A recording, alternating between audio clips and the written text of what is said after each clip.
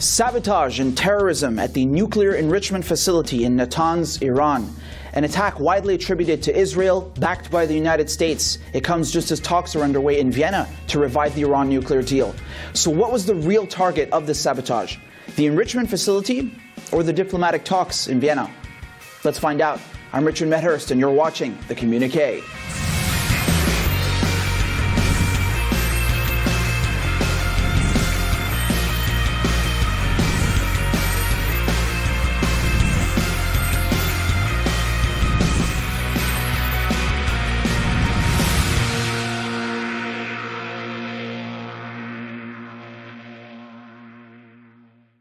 On April 10, 2021, Iran marked its National Nuclear Technology Day by announcing the implementation of new centrifuges at its enrichment facility in Natanz.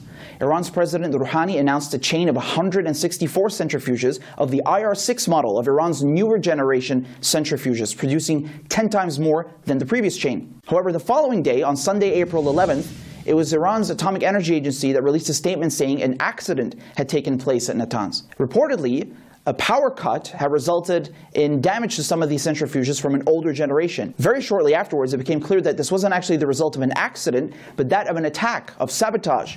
Again, the chief of Iran's Atomic Energy Agency, Ali Akbar Salehi, calling it a heinous move and a failure which would not impede Iran's progress.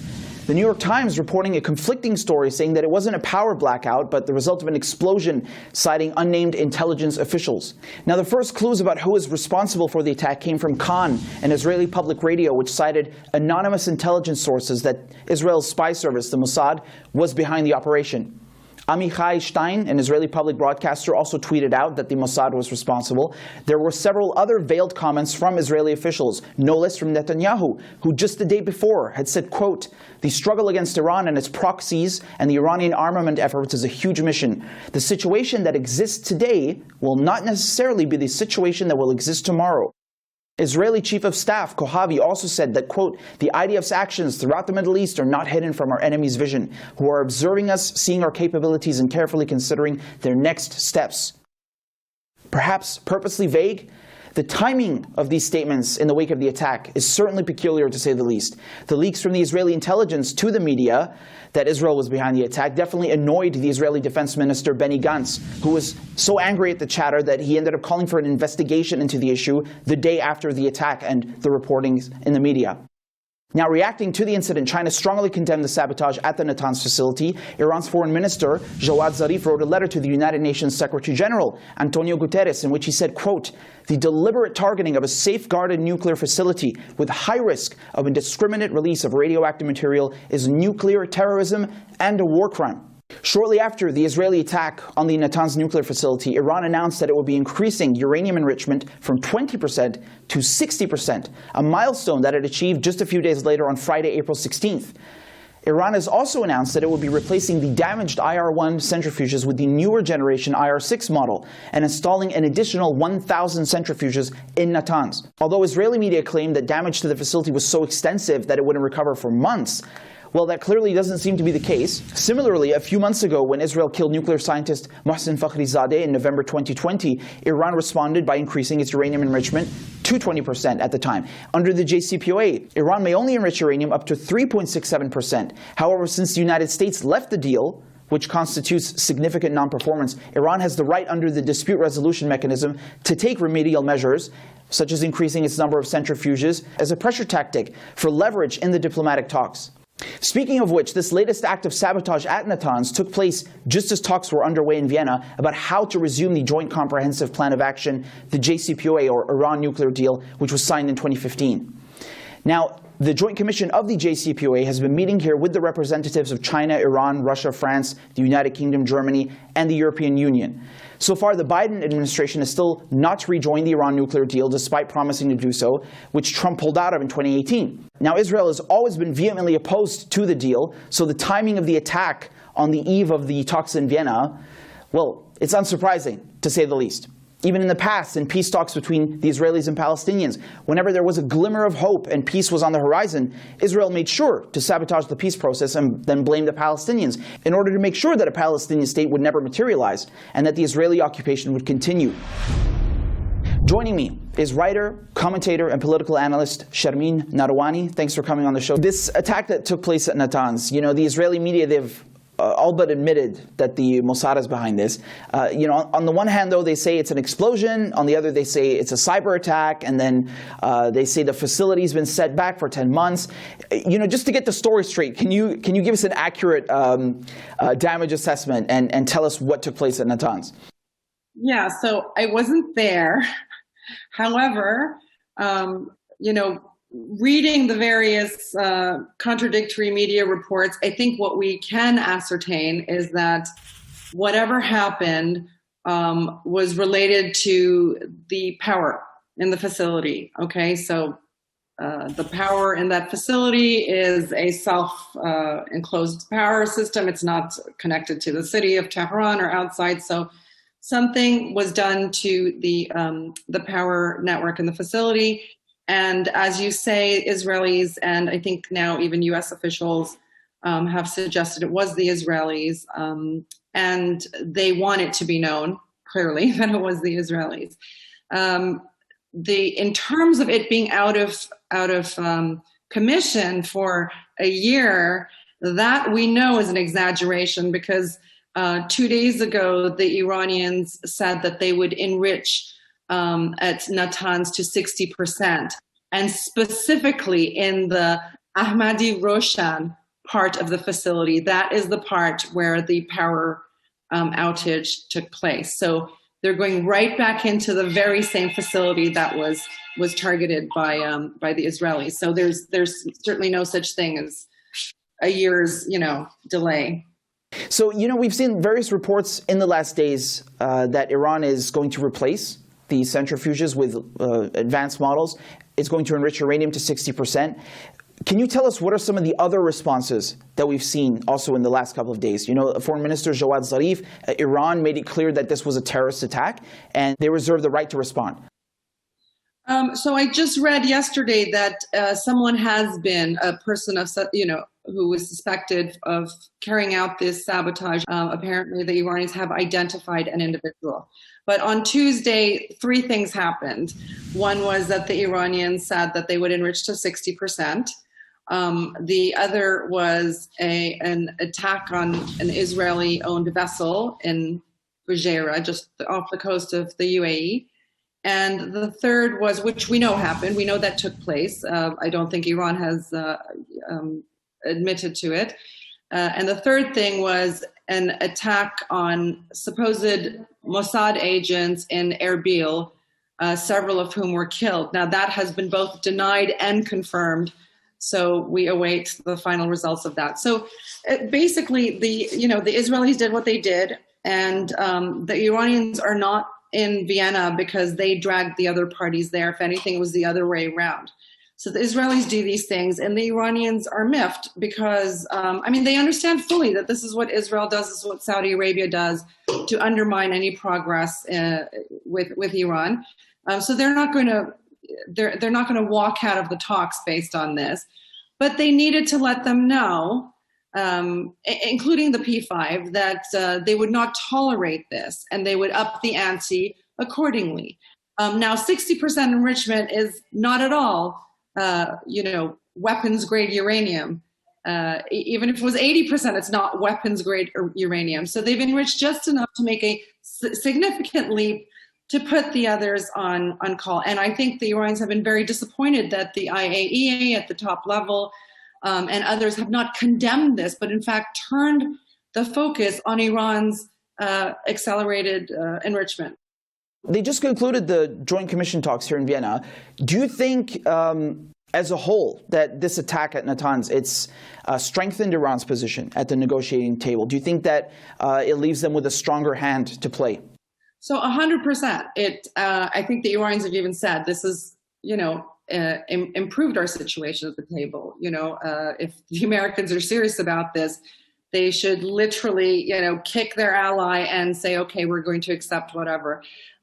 Let's not forget, though, again, that Iran did not call for these talks. It is the P5 that called for these talks.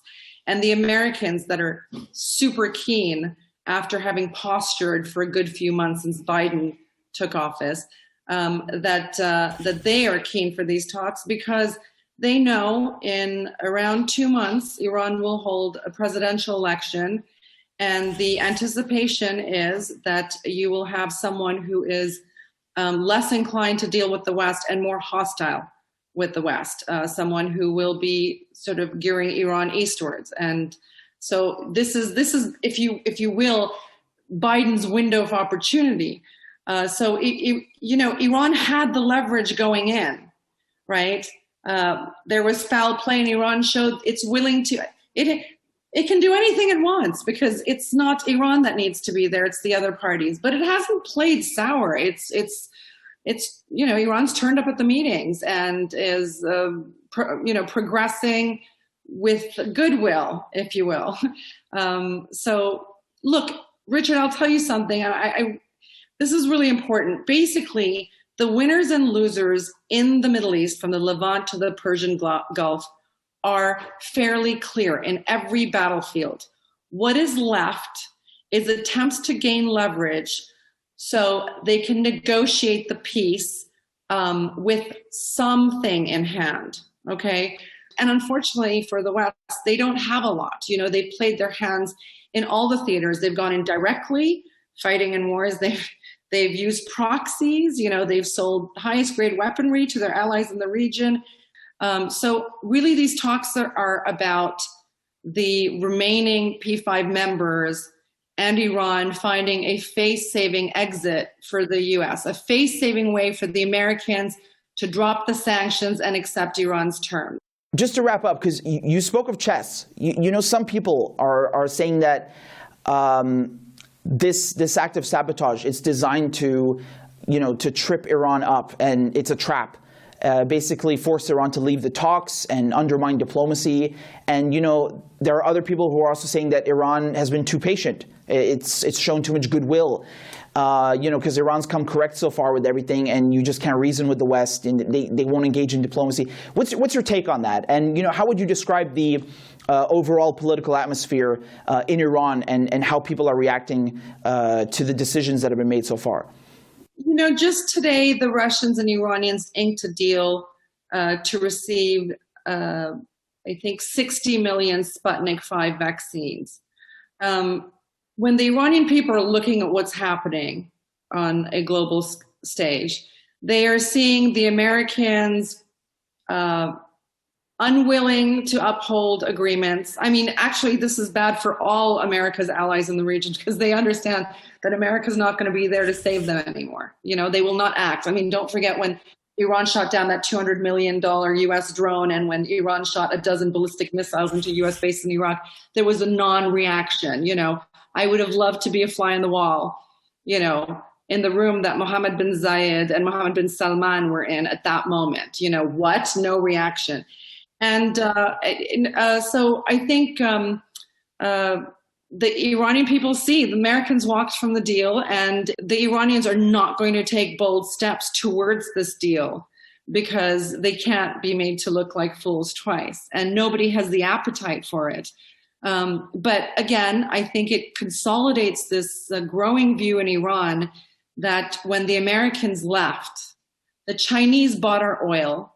They inked a strategic partnership with Iran that is to last 25 years, bring the Belt and Road through our territories, and the Russians, and just in the last week, Iran has hit the worst stage of coronavirus, this pandemic it's had since the beginning, and the Russians stepped up with vaccines. So, I think Iranians, if they're calculating, they're looking at who their friends have been in tough times and who have not. Now, it's remarkable to me that Israel sabotages Iran's main nuclear facility, which, by the way, is compliant 100%. It is under the strictest inspections regime we have ever seen in our history. Cameras rolling 24/7. Iran announced to the IAEA prior to going public that they are going to raise enrichment to 60%. They've dotted the I's and crossed the T's. And yet the Europeans are blaming Iran for this. The scrutiny is now on Iran for taking such a, unhelpful position. So the thing is, Iran's not playing with friends. It's very clear. The only ones on Iran's side in these negotiations are the Chinese and the Russians, and particularly the Russians who stood up yesterday and said the U.S. has to drop all sanctions. Plain and simple. And that's actually a fact. They walked out of a deal. They have to come back to the deal. Iran doesn't even have to sit and talk to them. This is a unilateral thing that the U.S. has to do. Sharmeen Narwani, thank you so much for coming on and for your time. It's great speaking with you. My pleasure, Richard. We'll be right back after this short break. I think by now Israel knows that it can't do serious damage to Iran's nuclear program. The Israelis, they're used to being given a carte blanche and feeling emboldened by the Americans. Perhaps they wanted to see if they can still get away with that kind of behavior under Biden. Right? The United States and Israel, they've adopted a strategy here where they're playing good cop and bad cop. Biden pretends that he wants to re-enter the JCPOA. He acts like he's engaging in meaningful diplomacy, and yet he puts ridiculous obstacles in place, saying that Iran has to act first, or that only some sanctions will be lifted, and turning a blind eye to Israel's behavior, who goes behind the scenes and carries out terrorist attacks on Iran's soil and on its enrichment facilities. Through feigned diplomacy and violence, the United States and Israel are trying to squeeze Iran on both fronts and pressure them. And of course, this is not going to work because, as many others have pointed out, Iran did not tolerate 4 years of Trump just to appease Biden. Now, for a moment, there was a fear that the talks here in Vienna would cease. However, that did not happen. In the end, the JCPOA Joint Commission did reconvene, and it was decided ultimately that work would continue at the expert level. You see, Iran and the United States have not engaged in direct talks. Instead, what they've done is they've had a formation of two working groups, one based on how the United States would end up lifting sanctions on Iran, and how the other group would get Iran to return to the original limits stipulated within the JCPOA. Now, Iran's deputy foreign minister expressed frustration during the talks in Vienna at the lack of condemnation over Israel's actions. And of course, I'm not surprised, because the European powers basically said nothing. China condemned the attack. Russia expressed concern. Iran is calling it nuclear terrorism, which is what it is. But the European powers, of course, which always side with Israel and the United States, have basically said nothing. These acts of sabotage and terror should have been condemned by, European countries and E3. We are somehow satisfied with the positions taken by Russia and China. But in fact, the Europeans not only ignored this important act of terror or sabotage, but also they were busy to impose new sanctions on Iran. When asked about this act of sabotage at Natanz, the White House spokesperson, Jen Psaki, not only denied any involvement, but any knowledge as well. Take a look. I wanted to ask about the attack on Iran's Natanz nuclear facility. Is there concern within the White House that this will derail ongoing talks to reestablish the Iran nuclear deal? And has there been any effort by the administration to reach out through intermediaries or any other way to Tehran and make clear that the U.S. wasn't involved in these attacks, or in the attack? Well, we of course have seen the reports of the incident at the Natanz enrichment facility. The U.S. was not involved in any manner. We have nothing to add on speculation about the causes or the impacts. I will say on your first question, though, we are focused on the discussions that we expect to proceed this Wednesday in Vienna. To the diplomatic discussions that have been taking place and took place last week. We expect them to be difficult and long. We have not been given any indication about a change in participation for these discussions. Further pointing towards Israel and American involvement, the U.S. Defense Secretary Lloyd Austin just so happened to make a visit to the Israeli occupation right on the verge of the attack. Is that just a coincidence? I mean, the timing is definitely odd, to say the very least. Not only that, but Austin made no mention of the incident, which seems to indicate that the United States was likely in on it, or at best, turning a blind eye to Israel's behavior. The United States and Israel also collaborated on a forum recently established secretly during the Obama years in order to exchange information on Iran's nuclear program, and where Israel effectively dictates to the Americans what it would like to see in a potential agreement. What's interesting and, of course, very telling is seeing the various headlines in international press about the attacks at Natanz. Almost all of them say in the headline that Iran blames Israel. But if you look just underneath and you actually read the article, it says very clearly that Israeli media and radio are the ones who first reported the Mossad as being responsible. It's like with the assassination of Iranian nuclear scientists. Even when we know and have confirmation that Israel is behind these killings, the media refuses to report honestly on them and helps to mask Israel's crimes. This is a great way to do propaganda. Not only are the media obfuscating Israel's role, as if it's unconfirmed or uncertain, but on top of it, they make it look like Iran is the aggressor and trying to unfairly blame Israel just for the sake of blaming Israel. You know, it's not without just cause that people's first instinct was to think that Israel was behind this attack at Natanz, right? Israel, in cooperation with the United States, has done this before. Just last year in July 2020, there was an explosion at the exact same nuclear facility in Natanz. This was confirmed to have been Israel. During an interview with Army Radio, Israel's former defense minister, Lieberman, expressed how he was annoyed at Cohen, the head of Israel's spy agency, the Mossad, for divulging details about that very attack to the New York Times. Now, prior to that, between 2010 and 2012, Israel proceeded to assassinate 4 Iranian nuclear scientists. Now, just a few months ago, in November 2020, again, we saw another Iranian nuclear scientist killed, Mohsen Fakhrizadeh. In 2010, Israel and the United States worked on a joint project to sabotage Iran's nuclear program. The Mossad and the Central Intelligence Agency, the CIA, worked together to develop a computer virus named Stuxnet. This computer virus was used to sabotage centrifuges by making them spin at 3 times the rate and then break. The target, once again, the nuclear facility at Natanz. Given this recent history and Israel's track record and joint operations with the United States in attacking Iran and sabotaging its nuclear program, I have a very hard time believing that the United States was not involved and didn't know about this and didn't help in any capacity. Just the fact alone that the United States gives Israel $3.8 billion a year in military aid makes the United States complicit. But of course, their relationship extends far beyond just a yearly aid package. The Americans provide logistical support, intelligence, weapons, and have carried out numerous operations with the Israelis against Iran and their allies. It's unfortunate that despite years of diplomacy and goodwill on the part of Iran and other parties to the JCPOA, that the United States and its European allies never really held up their end of the deal. Perhaps out of all this, there's still a silver lining. An experiment was held, and a lesson was learned, which is that the West can't really be trusted to engage in lasting and meaningful diplomacy. Because even when Iran fulfills its obligations and does its best, and it's verified by the IAEA, the United States still refuses to hold up its end of the deal and allows its strongest ally to carry out acts of terrorism to try and undermine diplomatic efforts and play dirty. The JCPOA was signed in October 2015. Trump pulled out in May 2018. It's now April 2021. 2 administrations later, and the United States has spent more time outside the nuclear deal than in it. How can anyone look at that objectively and say that the United States is acting in good faith? What kind of message is that sending to Iran, to other countries, to the world? Israel knows that Iran cannot develop a nuclear weapon with the eyes of the world on it.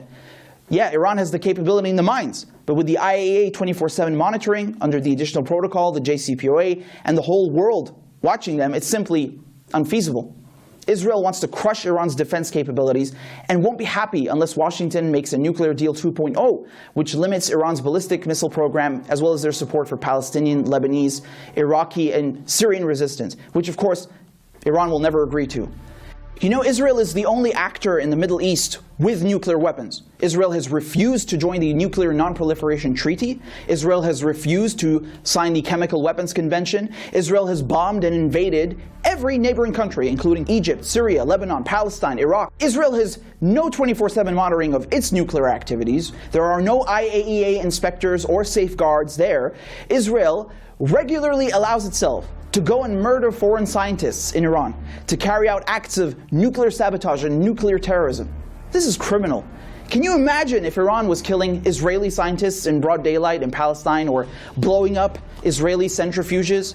Can you imagine if Iran was sabotaging Israeli nuclear installations? Israel would declare war within the hour. The United States and all of NATO would join in. The international community and the United Nations would lose it. Yet somehow when Israel does it, everyone is silent. You know, the next time Netanyahu is talking about malign activities in the region and terrorism, he should go ahead and do his hair and makeup while he's at it, since he's speaking into a mirror anyway. Thanks for tuning in. I'm Richard Medhurst, and this is the Communiqué.